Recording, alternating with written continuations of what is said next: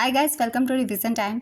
आज मैं ला रही हूँ आप सभी के लिए आरआरबी एनटीपीसी एग्ज़ाम 2025 के 13 जून को पूछे गए फर्स्ट शिफ्ट के क्वेश्चंस के एनालिसिस वीडियो।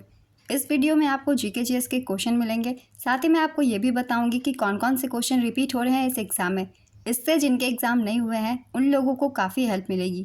तो चलिए वीडियो को स्टार्ट करते हैं और साथ ही जितने भी एक्स्ट्रा फैक्ट्स होगी उन्हें आप सब ध्यान से देखिएगा। तो वीडियो को स्टार्ट करने से पहले अगर आप चैनल पर पहली बार आए तो चैनल को ज़रूर सब्सक्राइब कर लें और साथ ही इस वीडियो को लाइक भी ज़रूर कर दें। इस तरीके की एनालिसिस वीडियो आपको आने वाले हर एग्जाम्स के लिए मिलते रहेंगे। तो चलिए स्टार्ट करते हैं 13 जून को पूछे गए फर्स्ट शिफ्ट के सारे क्वेश्चंस। क्वेश्चन नंबर 1, 1857 की क्रांति कहाँ से शुरू हुई? इसका आंसर होगा मेरठ छावनी से। 1857 की क्रांति 10 मई 1857 को मेरठ छावनी में शुरू हुई थी। यह ब्रिटिश ईस्ट इंडिया कंपनी के खिलाफ सिपाहियों के विद्रोह के रूप में शुरू हुआ था, लेकिन बाद में इसमें आम जनता की भी भागीदारी हुई। 1857 की क्रांति 1858 के मध्य तक समाप्त हो गई थी। इसे ग्वालियर में ब्रिटिश सेना द्वारा विद्रोहियों को हराने के बाद प्रभावी रूप से दबा दिया गया था। 8 जुलाई 1858 को लॉर्ड कैनिंग ने शांति की घोषणा की थी, जो कि मेरठ में विद्रोह के 14 महीने बाद थी। बैरकपुर छावनी से मंगल पांडे ने इस विद्रोह का नेतृत्व किया था।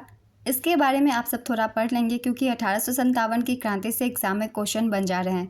तो चलिए अब दूसरे क्वेश्चन को देखते हैं। भारत में चावल उगाने वाले मुख्य क्षेत्र कौन से हैं? इसका आंसर है पश्चिम बंगाल, उत्तर प्रदेश और पंजाब।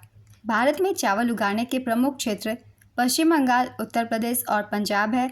इन तीनों राज्यों में चावल का उत्पादन भारत के कुल उत्पादन का लगभग 36% है। पश्चिम बंगाल भारत का सबसे बड़ा चावल उत्पादक राज्य है, जो देश के कुल चावल उत्पादन में 13.62% का योगदान करता है। उत्तर प्रदेश का योगदान 12.81% है और पंजाब का योगदान 9.96% है। नेक्स्ट क्वेश्चन, रुद्रदामन प्रथम किस वंश का शासक था जिसने मथुरा और गुजरात पर शासन किया था? इसका आंसर है पश्चिमी क्षत्रप वंश। रुद्रदामन प्रथम एक महान शक शासक पश्चिमी क्षत्रप वंश से संबंधित था।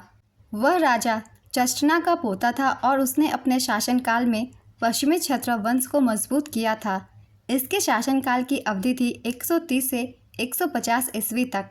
नेक्स्ट क्वेश्चन, थार मरुस्थल की सीमा किन किन राज्यों से लगती है? इसका आंसर है राजस्थान, हरियाणा, पंजाब और गुजरात। थार मरुस्थल की सीमा मुख्यतः राजस्थान राज्य से लगती है, लेकिन इसके कुछ भाग हरियाणा, पंजाब और गुजरात राज्यों में फैले हुए हैं। थार मरुस्थल का एक छोटा हिस्सा पाकिस्तान के सिंध और पंजाब प्रांत में भी स्थित है। थार मरुस्थल को ग्रेट इंडियन डेजर्ट भी कहा जाता है। नेक्स्ट क्वेश्चन, सितंबर 1857 में अंग्रेज़ों ने किस स्थान को वापस ले लिया था? इसका आंसर है दिल्ली को। सितंबर 1857 में अंग्रेज़ों ने दिल्ली को वापस ले लिया था। दिल्ली को 1857 के भारतीय विद्रोह के दौरान विद्रोहियों ने मई में कब्जा कर लिया था, लेकिन ब्रिटिश सेना ने 21 सितंबर को शहर को फिर से जीत लिया। नेक्स्ट क्वेश्चन, राष्ट्रीय बालिका दिवस कब मनाया जाता है? इसका आंसर है 24 जनवरी को। राष्ट्रीय बालिका दिवस हर साल 24 जनवरी को मनाया जाता है। साथ ही यह दिन अंतर्राष्ट्रीय शिक्षा दिवस के रूप में भी जाना जाता है।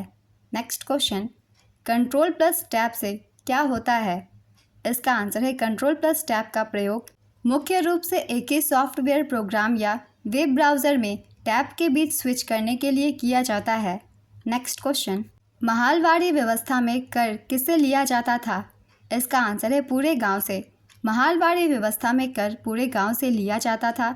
इस व्यवस्था में गांव को एक इकाई के रूप में माना जाता था और गांव के मुखिया को किसानों से भू राजस्व एकत्र करना होता था।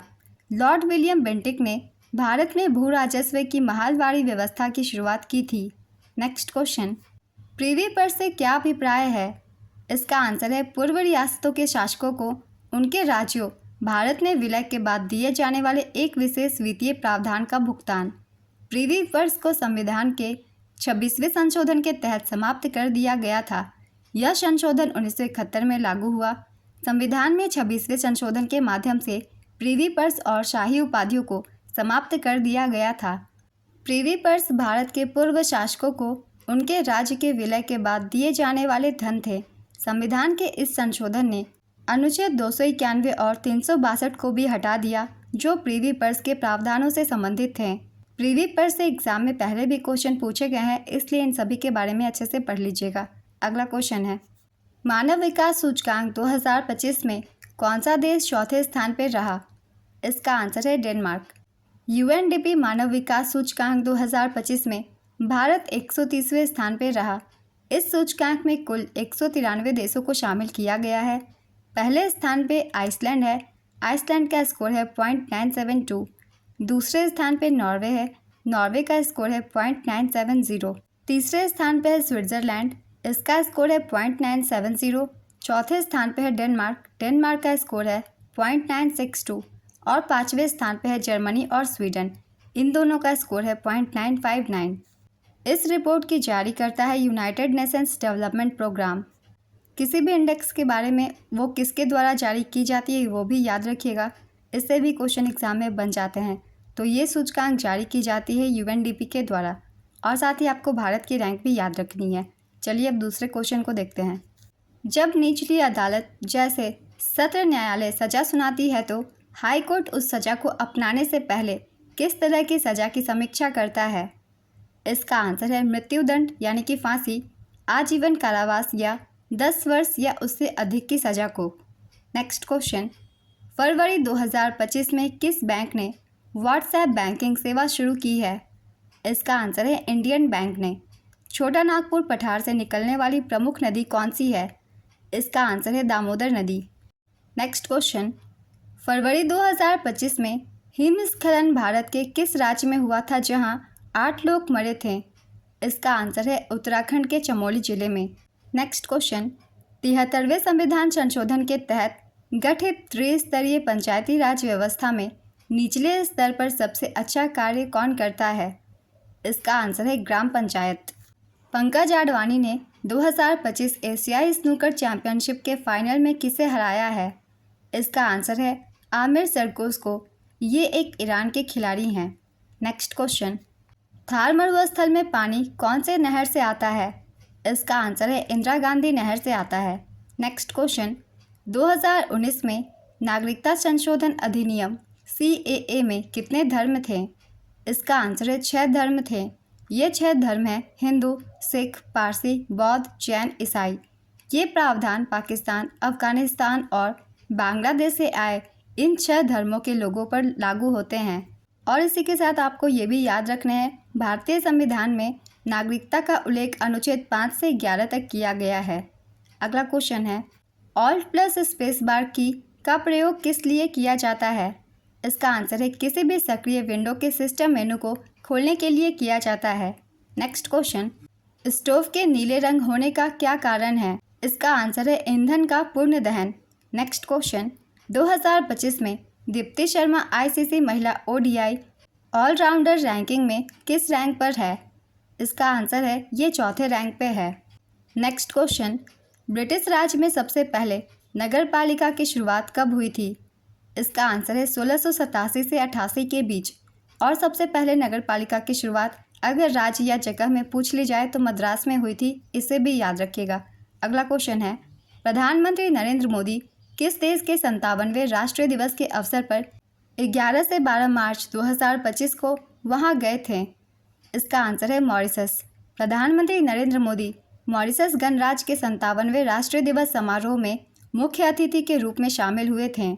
इस समारोह में प्रधानमंत्री नरेंद्र मोदी को मॉरिशस के सर्वोच्च नागरिक पुरस्कार grand commander of the order of the star and की ऑफ द इंडियन ओशन से सम्मानित किया गया। अगला क्वेश्चन है, संगम साहित्य के 8 संकलन किस पुस्तक में हैं? इसका आंसर है एटू टोके में। अगर आप लोगों ने पहले की एनालिसिस देखी हुई है, उसमें मैंने एक्स्ट्रा फैक्ट्स में आप सभी को बताया था 8 संगम साहित्य के संकलन का नाम। अगर आप लोगों ने याद किया होगा तो आपको इसका आंसर पता होगा। तो चलिए, जिन लोगों ने नहीं देखा है उन लोगों के लिए एक बार फिर से रिविज़न कर लेते हैं। संगम साहित्य के 8 संकलन एटू टोके है, जिनमें ये ग्रंथ शामिल है। इनके नाम है एंकुरुनुरु, नरीनाई, अग्नानुरु, पुरानानुरु, कुरुनथोके, कलितोके, परिपादल और पदिरट्टू या फिर पदित्रपत्तु।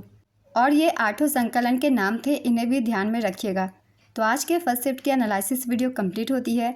अगर आप सभी को ये वीडियो हेल्पफुल लग रही हो तो इसे लाइक ज़रूर कर दीजिएगा और इस तरीके की एनालिसिस वीडियो के लिए चैनल को भी ज़रूर सब्सक्राइब कर लीजिए। फिर मिलते हैं अगली वीडियो के साथ। आप सभी को आने वाले एग्जाम्स के लिए ऑल द बेस्ट।